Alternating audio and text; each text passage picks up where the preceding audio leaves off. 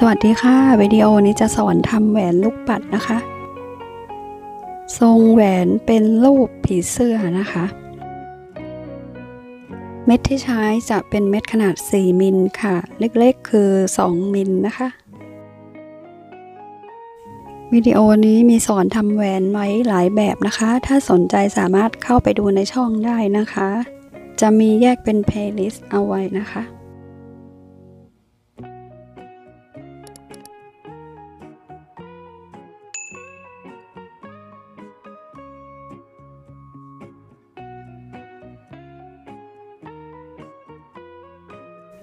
ลูกปัด2มิลค่ะเราจะใช้เบอร์25ค่ะจะใช้เบอร์เล็กนิดนึงนะคะเพราะว่ามันจะมีร้อยไปมาหลายรอบอยู่นะคะแล้วก็ลูกปัดค่อนข้างเล็กด้วยนะคะ2มิลเริ่มต้นให้เราร้อยลงมา11เม็ดนะคะสีชมพูข้างละ11เม็ดตรงกลางจะมี4มิล1เม็ดค่ะ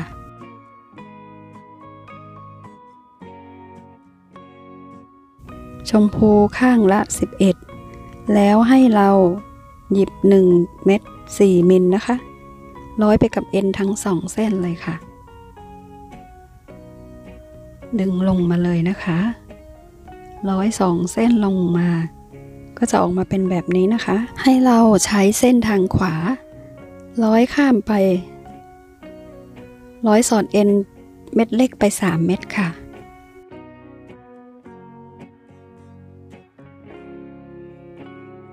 เส้นทางซ้ายก็ทำเหมือนกันนะคะใช้เส้นทางซ้ายร้อยสอดเอ็นข้ามเม็ดเล็ก3เม็ดไปเหมือนกันค่ะมันก็จะออกมาเป็นแบบนี้นะคะเอ็นก็จะอยู่ในลักษณะแบบนี้ค่ะต่อไปเส้นทางขวาใส่เม็ดใหญ่ลงมา1เม็ดค่ะแล้วใช้เส้นทางขวาค่ะร้อยไปที่เม็ดเล็กเม็ดใหญ่2เม็ดนะคะ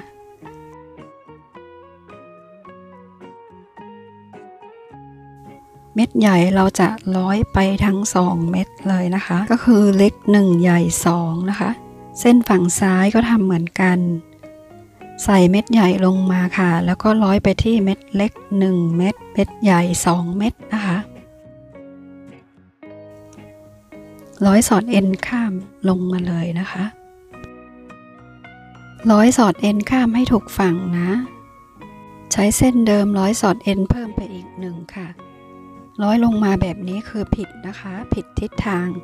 ให้เปลี่ยนมาเป็นร้อยสอดเอ็นขึ้นร้อยขึ้นแบบนี้นะคะตามลูกศรนะคะ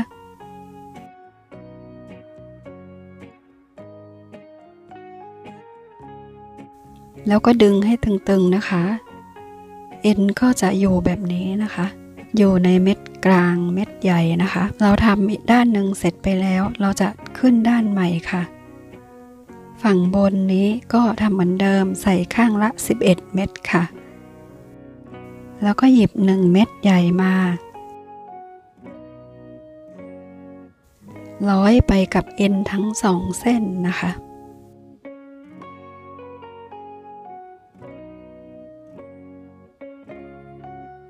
จากนั้นทำเหมือนเดิมนะคะเส้นทางขวาร้อยสอดเอ็นข้ามเม็ดเล็กไป3เม็ดค่ะ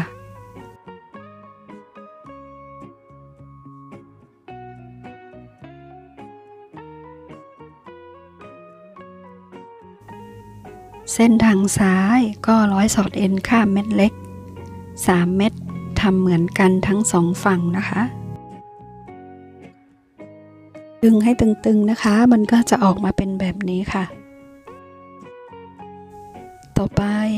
ขวาใส่เม็ดใหญ่1เม็ดค่ะ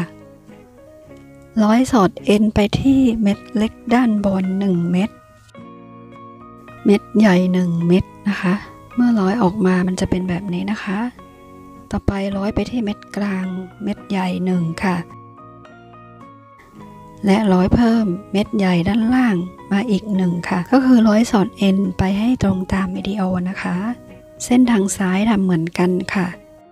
ใส่เม็ดใหญ่ลงมา1เม็ดร้อยสอดเอ็นไปที่เม็ดเล็ก1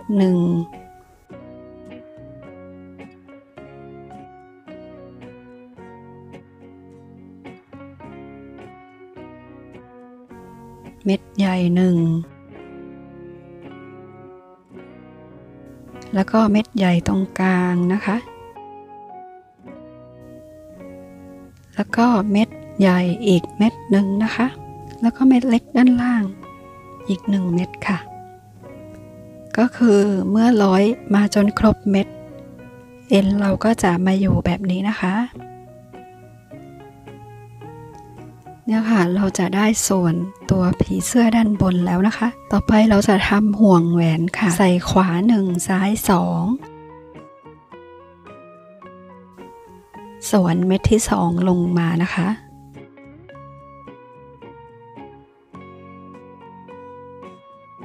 แล้วก็ทำเหมือนเดิมค่ะขวา1เม็ดซ้าย2เม็ดสวนลงมาค่ะ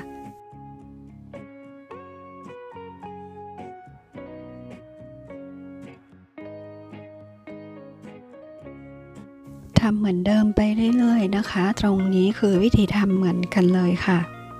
ใส่จำนวนเม็ดเหมือนกันทุกสเต็ปนะคะตรงนี้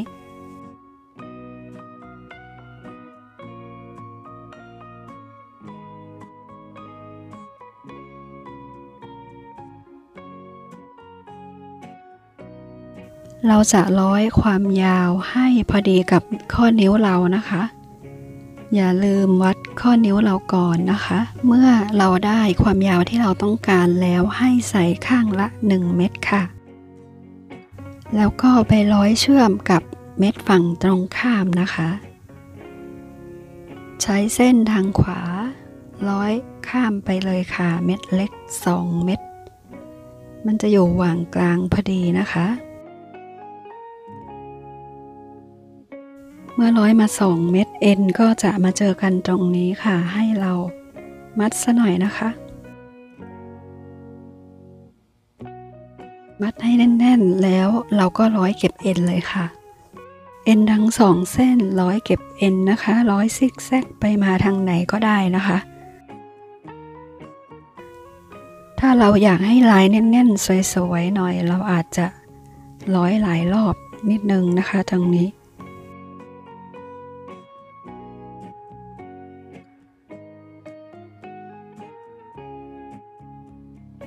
ได้แล้วค่ะแหวนลูกปัดน่ารักเป็นลายผีเสื้อค่ะใช้สีฟ้าสีเหลืองสีแดงสีอะไรก็ได้แล้วแต่เราชอบเลยนะคะเทคนิคการร้อยให้สวยก็คือเราดึงให้ตึงๆนิดนึงนะคะแต่เอ็นค่อนข้างเล็กนะคะถ้าอย่าดึงแรงเกินมันจะขาดได้นะคะวิดีโอจบแล้วค่ะวันนี้ขอบคุณและสวัสดีค่ะ